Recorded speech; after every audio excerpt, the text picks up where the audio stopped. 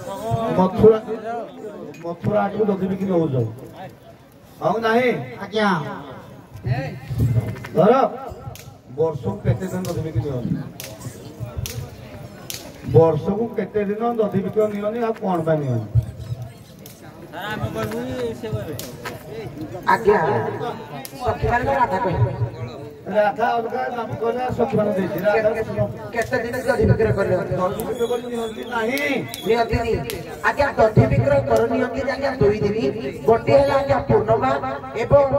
जो होली आउ रजपति जो मासरे 7 दिन आज्ञा मासकर 7 दिन आज्ञा रजपति हला मात्र के नारी दधि बिक्री करी गोपपुर को नियति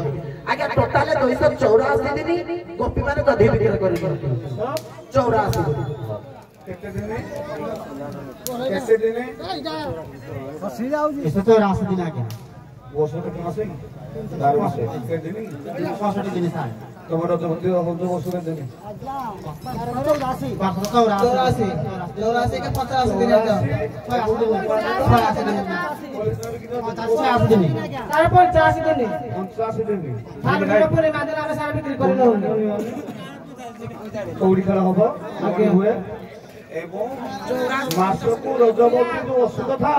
7 दिन नियोनी हाँ ठीक अच्छे हाँ नहीं सारे जते बेले भागी सब सत प्रतिमंडी नाम कथा होतु दिले प्रतिमंडी दिन कोला होली दिन भी नियति बही तारा माने पडुती राधा को प्रश्न राधा वर्तमान कहिबे प्रथम राधा सिद्धि बालिदानी कृष्ण तमरो प्रिय सखा तमे तार प्रिय सखी कृष्ण और राधा मध्य केते वर्ष विच्छेद घटिला आउ विच्छेद घटियो बोली राधा को किए अभिशाप देथिला आज्ञा राधा और कृष्ण को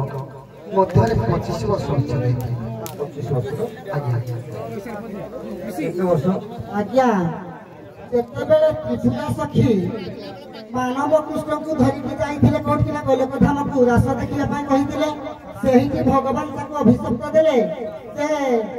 माने सबु सखी माने अंग भंगिले नाचुछंती किंतु मानव कृष्ण नाचु नहांती से कहले मो कुंज मध्ये किए तेणु करी सेहिठाके त्रिपुरा सखी के से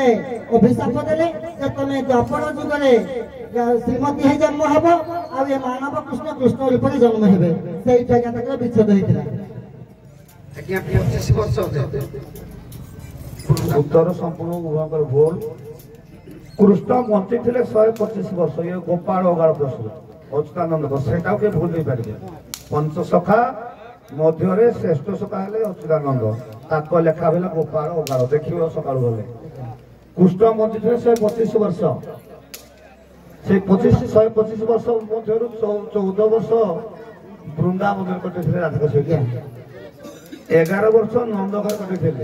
25 गला पर आउ 100 वर्ष कटे मथुरा एवं द्वारिकापुर तेणु पिछड़ा 100 वर्ष अवसर किए देला जिते बेला स्वर्ग पर विरजा को प्रेम होता सुदामा नहीं अभिशाप ये ब्रह्म गोत्र पुरुष अच्छी है एवं नाविक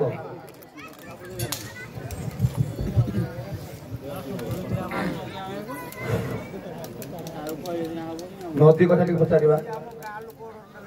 जमुना नदी नाम भाव अच्छा जमुना नदी पानी टा कौ वर्ण धारण करे अब कौन से धारण करे नीलवर्ण को नील राशि नीलवर्ण कहीं धारण करे कौ कारण नीलवर्ण धारण करे गभीर पानी बोली आम कहते गभीर पानी नीलवर्ण हुए कौ वर्ण श्यामल वर्ण श्यामल वर्ण वो शास्त्र खाली श्यामल मतलब परफेक्ट टिके टिके हाउ उभा को उत्तर भूल अछि जमुनार पानी श्वेत वर्ण धारण करे श्वेत अर्थ धड़ा काहे कि गोपपुर रे हजार हजार संख्यार असंख्य गाई थे गौड़ मानकर धर्म है सकाळु गाई जमी तो प्रथम क्षीरड़ा भूमि रे पकई देबे लक्ष लक्ष गाई जो भूमि क्षीर पड़े धार धार हो बहे जमुना नदी को पानी धला हो जाए सत्य बनु हो एबे ଆପଣ ଟିକେ ଆଗ ରାଧାକୃଷ୍ଣ ମିଳନ ହୁଅନ୍ତୁ। ଆହାରେ ନନ୍ଦ କୋଳେ ଗୋବିନ୍ଦ ସେଇ ସମୟରେ